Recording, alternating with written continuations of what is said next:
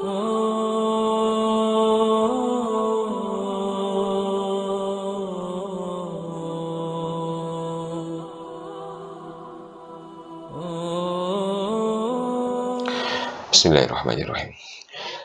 Assalamualaikum warahmatullahi wabarakatuh. Alhamdulillahi rabbil alamin. Wa asyhadu an la ilaha illallah wahdahu la syarika lah. Wa asyhadu anna Muhammadan abduhu wa rasuluh. Sallallahu wasallam alaihi. Amma ba'd. Al-Fakir ingin memberitahukan kepada antum semua bahwa antum bisa mendownload ringkasan materi yang sudah antum pelajari pada video ini.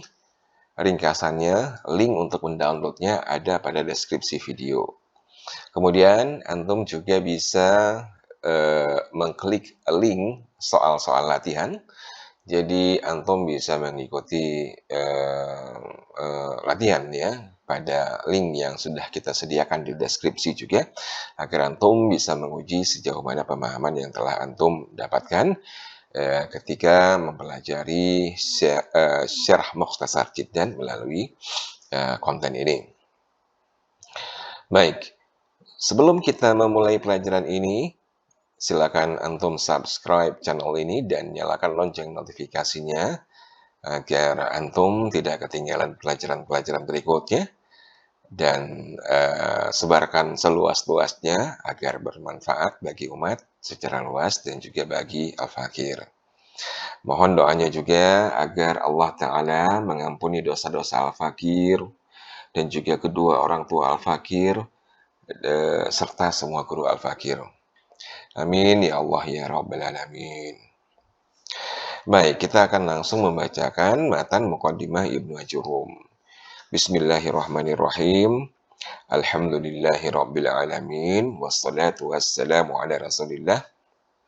Qala al-musannif Abu Abdillah Muhammad bin Dawud As-Sinhaji rahimahullah ta'ala fi kitabihi Muqaddimah Ibnu Ajurrum. Nafa'ana Allahu bihi wa bi'ulumihi fid darain. Amin ya Allah. Al-kalamu huwa al-lafdul murakkabul mufidu bil wad'i.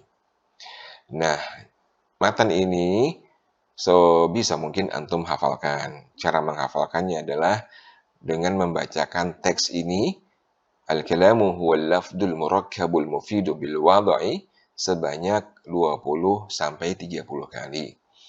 Nah, selanjutnya antum tutup teksnya, lalu antum coba hafalkan ya tanpa melihat teks sebanyak 20 atau 30 kali. Al-kalamu huwal lafdul murakkabul mufidu bil wad'i.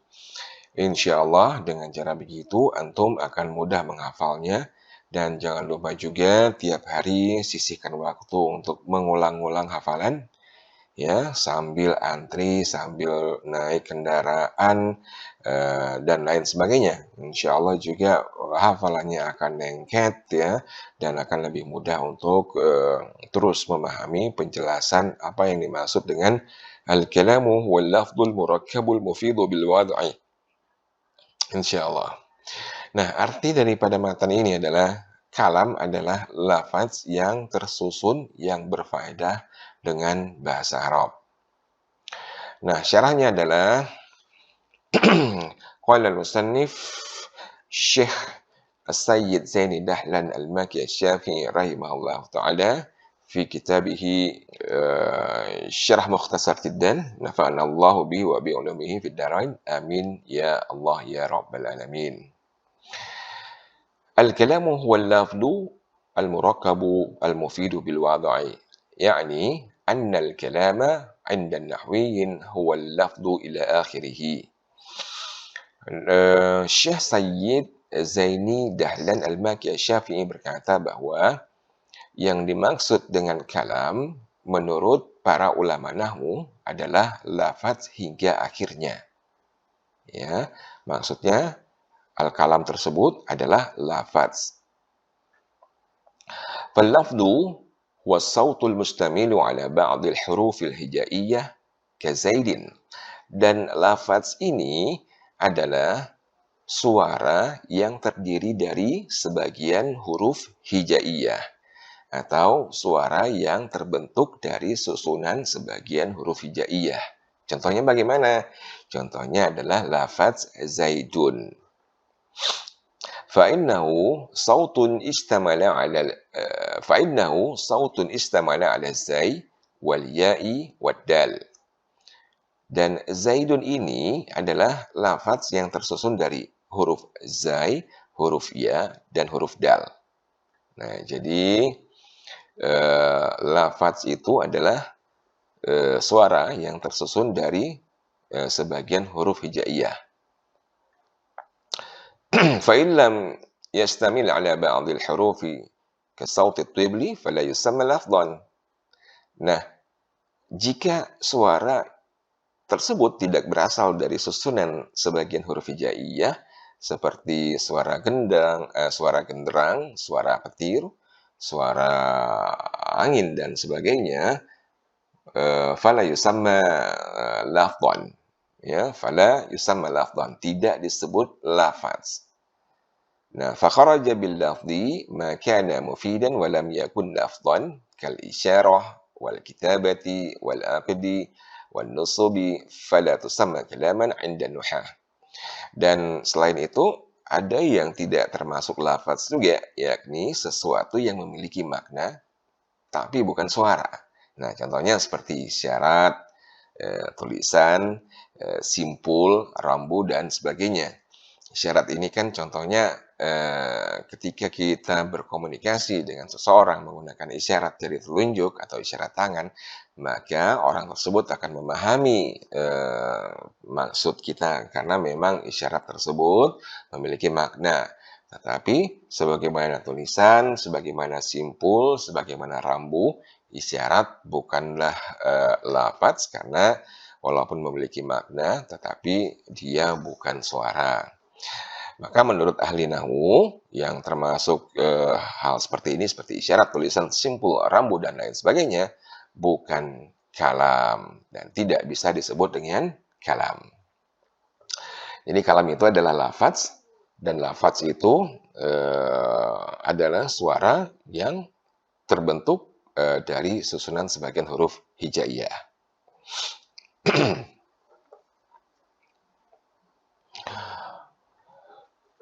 Kembali ke matanya, al-kalamu huwa al-lafdul murakkabul mufidhu bil wada'. Dan kita sudah membahas al-kalam huwa al-lafdu, ya. Al-kalam adalah lafaz.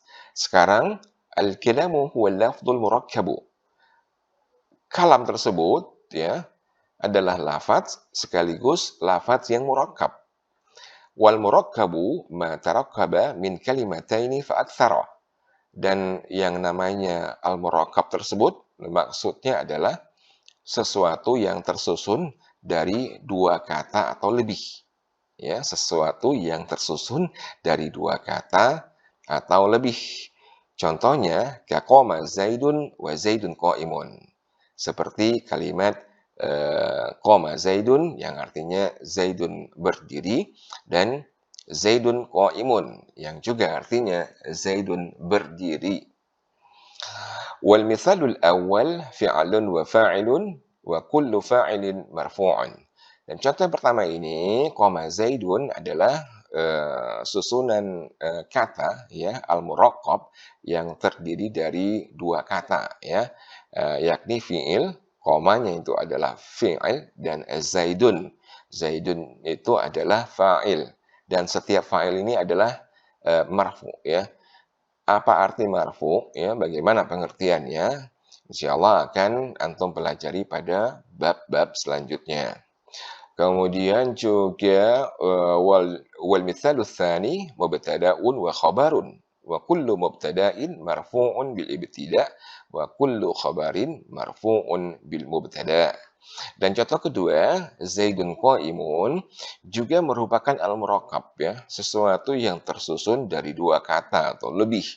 Dan pada contoh ini adalah al-murakkab dengan dua kata ya, di mana Zaidun adalah mubtada dan qa'imun adalah khabar. Mubtada ini dia selalu marfu karena ibtidah ya, karena faktor yang tidak kelihatan ya. Ya, antum akan pelajarinya nanti di bab-bab selanjutnya. Kemudian khabar juga demikian, dia harus marfu karena diawali oleh mubtada. Wa kharaja bil murakkab al mufradu ka Zaidin fala yuqalu lahu kalamun aidan 'inda nuhah. Dan sesuatu yang, tidak dianggap murakkab ya, kalau murakkab itu kan tersusun dari 2 kata atau lebih, makanya yang dianggap bukan murakkab ya, adalah, cuma 1 kata saja. Jadi kalau ketemu dengan satu kata seperti zaidun, ini tidak dianggap murakkab, ini tidak dianggap sesuatu yang tersusun dari 2 kata atau lebih. Maka menurut, ahli atau menurut ulama nahwu, ini tidak disebut sebagai kalam. Maka yang namanya kalam tersebut haruslah lafaz. Lafaz itu adalah suara yang terdiri dari sebagian huruf hijaiyah, dan kalam itu selain lafaz, lafaznya juga harus al-murakkab, harus tersusun dari 2 kata atau lebih. Nah, kembali kepada matannya, al-kalamu huwal lafdul murakkabu al-mufidu bil wada'. Kita sudah membahas bahwa al-kalam adalah lafaz yang murakkab. Maka al-kalamu huwal lafdul murakkabu al-mufidu. Lafaz tersebut selain murakkab, dia juga harus al-mufid. Nah, apa yang dimaksud dengan al-mufid? Wal mufidu ma afada faidatan yahsunu as-sukutu 'alaiha min al-mutakallim was-sami' kaqama Zaidun wa Zaidun qa'imun. Fa inna kullan minhuma afada faidatan yahsunu as-sukutu 'alaiha min al-mutakallim was-sami' wa hiya al-ikhbaru bi qiyami Zaidin. Nah, yang dimaksud dengan al-mufid menurut Syekh Sayyid Zaini Dahlan Al-Maki Asy-Syafi'i adalah sesuatu yang memberikan faedah. Faedahnya apa? Faedahnya adalah, yahsunus sukutu 'alaiha minal mutakallim was-sami'. Faedahnya adalah, pembicara dan pendengar merasa diamnya itu lebih baik, ya. Jadi ketika, sebuah lafaz yang, murakkab, yang tersusun dari 2 kata atau lebih, yang mufid diucapkan oleh seorang, pembicara, maka pendengar dan juga pembicara tersebut merasa bahwa, mereka tidak perlu, untuk, menunggu penjelasan lebih lanjut ya. Karena kenapa? Mereka merasa bahwa diamnya itu lebih baik ya, karena sudah merasa, makna, perkataan dari pembicara tersebut sempurna. Nah, kalau pengen, nanyain lagi sih nggak apa-apa ya, tapi diam lebih baik, ya kata Syekh As-Sayyid Zaini, Dahlan Al-Maki Asy-Syafi'i. Nah, contohnya gimana nih? Contohnya adalah qoma Zaidun. Nah, ini adalah kalimat yang telah memberikan makna sempurna sehingga pembicara dan pendengar tidak butuh penjelasan lebih lanjut. Atau juga seperti Zaidun qa'imun. Zaidun berdiri, qoma Zaidun, Zaidun berdiri dan Zaidun qa'imun. Ini sama maknanya ya. Kalau di kalimat ini seperti yang kita jelaskan tadi, qoma Zaidun adalah kalimat yang terdiri dari fi'il dan fa'il. Kemudian di Zaidun qa'imun adalah kalimat yang terdiri dari mubtada dan khabar. Nah, kedua-duanya ini memberikan makna sempurna, yang artinya adalah, informasi tentang berdirinya Zaidun. Fa inna sami'a idza sami'a dzalika la yantadhiru syai'an akhar yatawaqqafu 'alaihi tamamul kalam. Kalau pendengar mendengarkan qoma Zaidun atau Zaidun qa'imun dari pembicara, ya, maka dia tidak akan menunggu sesuatu yang lain untuk dijelaskan. Karena kenapa? Yatawaqqafu 'alaihi tamamul kalam. Karena di dalam kalimat, ini ya, qoma Zaidun dan Zaidun qa'imun ini sudah terdapat, makna yang sempurna. Wa yasunu aidan sukutul mutakallim. Jadi pembicara juga nggak perlu repot-repot untuk menjelaskan lebih lanjut ya. Qama Zaidun, Zaidun qaimun. Zaidun berdiri. Kenapa nggak perlu repot? Karena makna yang diucapkannya itu dari perkataannya itu sudah sempurna. Sehingga pendengar nggak perlu bertanya lebih lanjut. Wa kharaja bil mufid al-murakkabu ghairul mufidi nahwu ghulamu Zaidin min ghairi isnadi syai'in ilaih wa in qama Zaidun. Dan keluar ya atau tidak dianggap murakkab susunan dua kata atau lebih yang mufid yang berfaedah memberikan makna adalah contohnya seperti in qama Zaidun. Jika Zaidun berdiri. Nah, ini akan memberikan kebingungan kepada pendengar ya ketika pembicara mengatakan in qama Zaidun. Jika Zaidun berdiri, terus diam, pendengarnya diam, pembicaranya diam. Lantas pendengarnya akan bertanya, emang kenapa ya dengan in qama Zaidun? Emang kenapa dengan jika Zaidun berdiri? Nah, kalimat ini membuat diamnya pendengar itu nggak lebih baik ya. Jadi dia harus bertanya tentang maksud dari jika koma Zaidun. Jika Zaidun berdiri. In koma Zaidun itu maknanya apa? Dan si pembicara juga harus menjelaskan lebih lanjut. Maka bentuk yang seperti ini, contoh yang seperti ini tidak disebut al-mufid. Ya, karena tidak memberikan makna sempurna sehingga pembicara dan pendengar butuh penjelasan lebih lanjut. Kemudian contoh yang lain juga ghulamu Zaidin, pembantunya Zaidin. Jadi tiba-tiba seseorang berbicara sama kita, ghulamu Zaidin, pembantunya Zaidin. Kita bingung ya, maksudnya apa ya? Dan kita membutuhkan penjelasan lebih lanjut. Nah, makanya ini nggak disebut sebagai al-mufid karena ghulamu Zaidin ini tidak memberikan makna sempurna sehingga kita yang mendengarnya butuh penjelasan lebih lanjut dan si pembicara yang mengucapkannya itu harus mengucapkan penjelasan yang lebih lanjut. Nah, kita lanjutkan ke syarahnya. Nah, فإن تمام الفائدة فيه يتوقف على ذكر جواب الشرط فلا يسمى كل من المثالين كلاما عند النحاة. Nah, makanya pemahaman dari dua kalimat ini tergantung kepada sandaran yang lain ya. Sesuatu yang lain. Jadi karena nggak punya sandaran yang lain, makanya dua contoh kalimat ini nggak disebut al-mufid. Ya, tidak memberikan makna sempurna sehingga pembicara dan pendengar tidak butuh penjelasan lebih lanjut. In qama Zaidun ini adalah susunan berbentuk syarat ya, hanya susunan yang berbentuk syarat gitu. Nah, seharusnya ada jawab syarat agar maknanya sempurna. Nah, contohnya, in qama Zaidun qama Hamidun. Jika Zaidun berdiri, maka berdiri pula si Hamid. Nah, in qama Zaidun ini adalah syarat, qama Hamid adalah jawab syarat. Maka dibutuhkan sandaran lain agar in qama Zaidun ini bisa dipahami. Seperti in qama Zaidun qama Hamidun. Maka ini disebut sebagai al-mufid. Begitu juga dengan ghulamu Zaidin, susunan ini hanya merupakan mubtada. Ya, seharusnya ada khobar yang menyempurnakan makna ini. Seperti ghulamu Zaidin qaimun. Pembantunya si Zaid berdiri.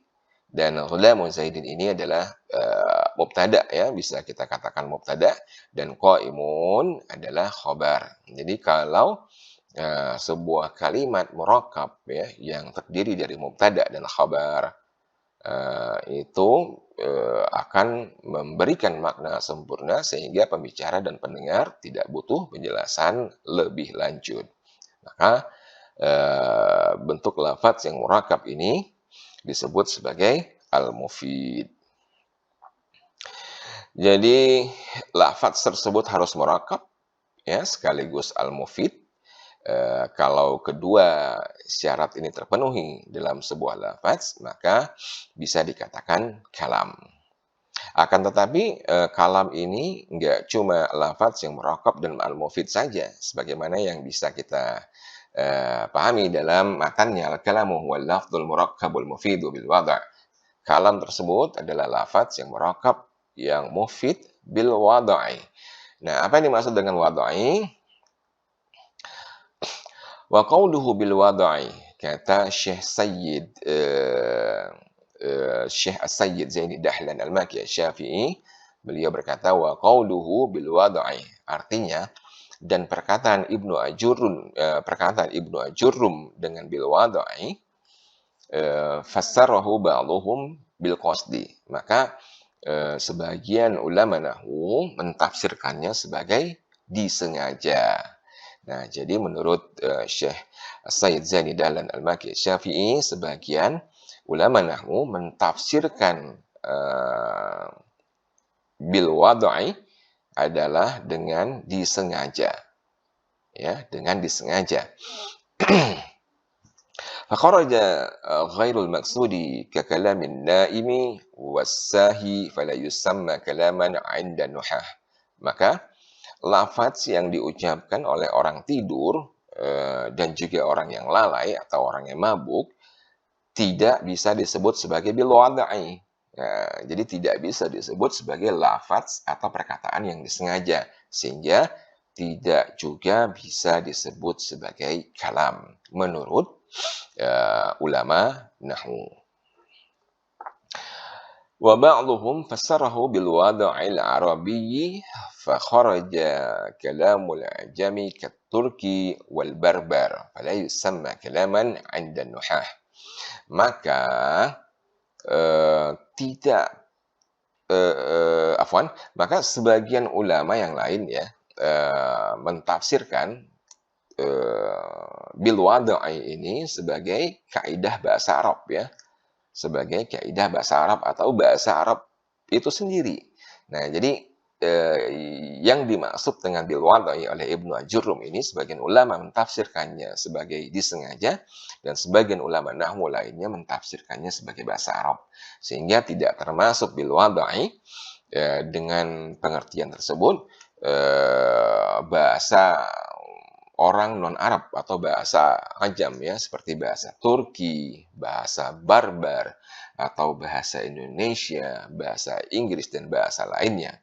Walaupun bahasa tersebut, terdiri atau keluar dari susunan lafaz, murakkab, tersusun dari dua kata atau lebih, al-mufid memberikan makna, tetapi bukan bahasa Arab, maka tidak disebut kalam. Dan jika demikian, karena bukan bil wada'i, tidak disebut kalam menurut, para ulama nahwu. Wa mithalu ma ijtama'a fihi al-quyudul arba'ah, qama Zaidun wa Zaidun qa'imun. فالمثال الأول فعل وفاعل والثاني مبتدأ وخبر وكل من المثالين لفظ مركب مفيد بالوضع فهو كلام. Nah, sebagaimana yang kita pahami dalam, matan, Muqaddimah Al-Ajurumiyah, bahwa al-kalamu huwal lafdzul murakkabul mufidu bil wad'i, bahwa kalam itu adalah lafaz yang tersusun yang berfaedah dengan bahasa Arab, maka contoh, eee, kalimat yang memenuhi keempat persyaratan ini, yakni kalam itu harus lafaz, 1 harus murakkab, 2 harus mufid, 3 harus bil wada'i, 4 adalah qama Zaidun dan Zaidun qaimun. Jadi 2 ini adalah contoh di mana keempat syarat kalam tersebut terpenuhi. Qama Zaidun ini adalah susunan yang merupakan fi'il dan juga fa'il, sedangkan Zaidun qaimun ini adalah susunan yang merupakan mubtada dan khabar. Kalau ini adalah jumlah ismiyah, kalau ini adalah, kalau ini adalah jumlah fi'liyah, dan yang Zaidun qaimun adalah jumlah, ismiyah. Maka, kedua contoh ini telah memenuhi syarat-syarat sebagai kalam. Pertama, dia adalah lafaz. Ya, karena kenapa? Karena qoma Zaidun dan Zaidun qaimun ini adalah suara yang terbentuk dari susunan sebagian huruf hijaiyah. Dalam kasus ini, contohnya qoma Zaidun. Zaidun itu kan terdiri dari huruf zai, huruf ya, dan huruf dal. Kemudian qoma Zaidun dan Zaidun qaimun ini selain lafaz, mereka adalah al-murakkab, ya, sesuatu yang tersusun dari dua kata atau lebih. Kemudian juga al-mufid, memberikan makna sempurna sehingga pembicara dan pendengar tidak butuh penjelasan lebih lanjut. Karena qoma Zaidun dan juga Zaidun qaimun ini adalah kalimat yang berisi informasi tentang berdirinya Zaidun. Kemudian juga qoma Zaidun dan Zaidun qaimun ini bil wad'i, diucapkan dengan sengaja dan juga dengan kaidah atau bahasa Arab. Maka qoma Zaidun dan Zaidun qaimun ini karena memenuhi keempat persyaratan sebagai kalam, dia disebut sebagai kalam. Alhamdulillah. Demikian materi kita untuk hari ini, bab kalam. Insya Allah kita akan ketemu dengan materi-materi berikutnya. Silakan antum download ringkasan materinya, dan linknya bisa antum lihat, antum dapatkan pada deskripsi video ini. Juga di sana ada link soal ujian. Silakan ikuti latihannya, ya, agar antum bisa memahami sejauh mana pemahaman yang telah antum dapatkan ketika mengikuti pelajaran di konten ini. Terima kasih banyak atas perhatiannya. Mohon maaf jika ada kesalahan penyampaian. Subhanakallahumma wa bihamdik asyhadu an la ilaha illa anta astaghfiruka wa atubu ilaik. Assalamualaikum warahmatullahi wabarakatuh.